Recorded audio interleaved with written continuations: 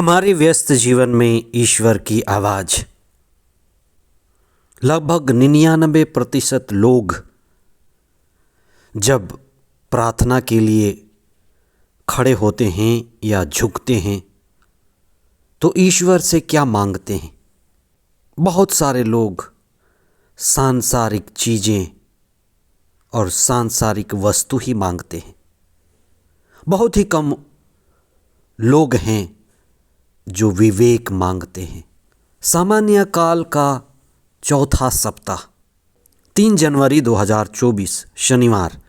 पहला पाठ राजाओं का पहला ग्रंथ अध्याय 3 पद संख्याएं 4 से 13 तक और संत मार्कुस का सुसमाचार अध्याय 6 पद संख्याएं 30 से 34 तक।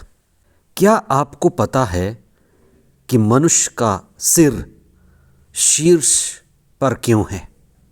कहा जाता है जब से मनुष्य सिर शीर्ष पर रखकर चलना शुरू किया, यानी जब मनुष्य सीधे खड़े होकर चलना शुरू किया, उसकी चेतना अधिक विकसित होने लगी। मनुष्य के मस्तिष्क का विकास और उसकी चेतना का विकास आपस में जुड़ा हुआ है। यानी मनुष्य पशु पक्षी व जीव जंतुओं की तरह मात्र खाने पीने, सुरक्षित रहने और प्रजनन कर मर जाने के लिए बना हुआ नहीं है। मनुष्य के होने का कुछ बड़ा उद्देश्य है। मनुष्य मुक्ति पाने, ईश्वर का अनुभव करने, स्वयं का और ईश्वर के साक्षात करने के लिए बना हुआ है। आज के पहले पाठ में इसकी एक बड़ी झलक मिलती है। राजा सुलेमान, जो कभी दुनिया का सबसे विवेकी राजा, बुद्धिमान राजा कहा जाता था, प्रार्थना करते हुए ईश्वर ने उसको वरदान दिया कि जो भी तुम मांगना चाहते हो मांगो। कौन व्यक्ति क्या मांगता है, कौन क्या मांगने लायक है, हमारे मांगने में ही हमारा व्यक्तित्व छिपा होता है कि हम क्या मांगते हैं। सांसारिक वस्तु मांगते हैं या कुछ ऊंची जैसे विवेक, चेतना, आत्मा मांगते हैं।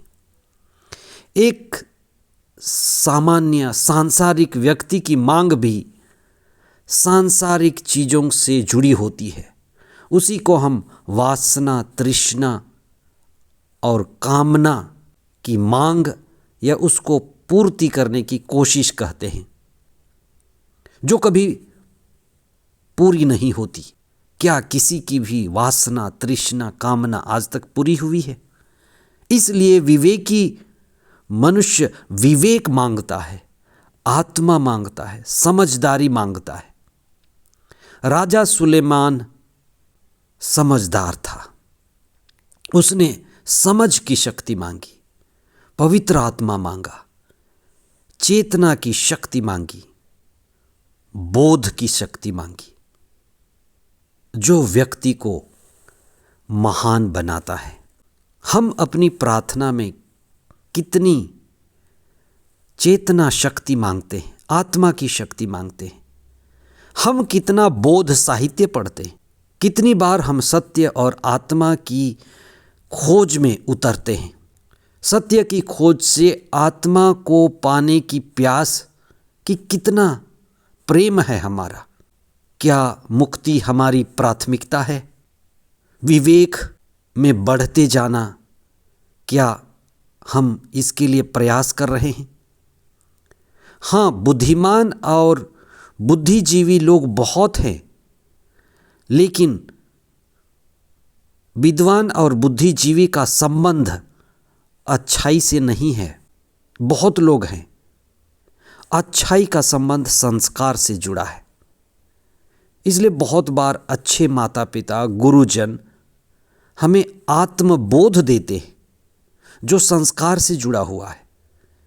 इसलिए प्रज्ञा और संस्कार आपस में जुड़े हुए हैं, जो हमें चेतना में बढ़ने के लिए हमारी सहायता करते हैं।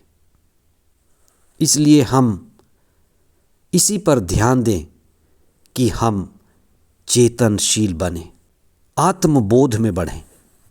आज के सुसमाचार में ईसा अपने शिष्यों को विश्राम करने की सलाह देते हैं। धर्मशास्त्र में विश्राम यानी मौन होना। मौन होने का अर्थ ईश्वर से संयुक्त होना है, ईश्वर से जुड़ना है। वास्तविक अर्थ में यही प्रार्थना है, स्वयं का साक्षात्कार, स्वयं को पाना कि मैं कौन हूँ। शरीर नहीं उससे आगे, मन नहीं उससे आगे, मैं आत्मा हूँ, चेतना हूँ। यही बोध है, मुक्ति का बोध। इसलिए मुक्ति की दिशा में बढ़ना, मुक्ति के लिए कार्य करना, मुक्ति की ओर कदम उठाते जाना ही वास्तव में हमें बोधवान बनाती है। इसलिए हम ईशा की शिक्षा से जुड़ते हैं, जो हमें मौन कर देती, हमें जगाती और आत्मबोध की ओर ले जाती है। इसलिए हर शिक्षा जो हमें आत्मबोध में मदद करती है, हमारी चेतना को प्रखर करती है, हमें आत्मा की झलक देती है, वो सभी आत्मबोध और आत्मज्ञान आवश्यक है। हर धर्म तो यही सिखाता है कि हम आत्मबोध, आत्म साक्षात पाएं, जिसे हम ईश्वर का दर्शन कर पाएं। और एक ही तो ईश्वर है, वही सत्य है, जो स्वयं के प्रकाश होने से सारे संसार को प्रकाशित कर देता है। आमीन।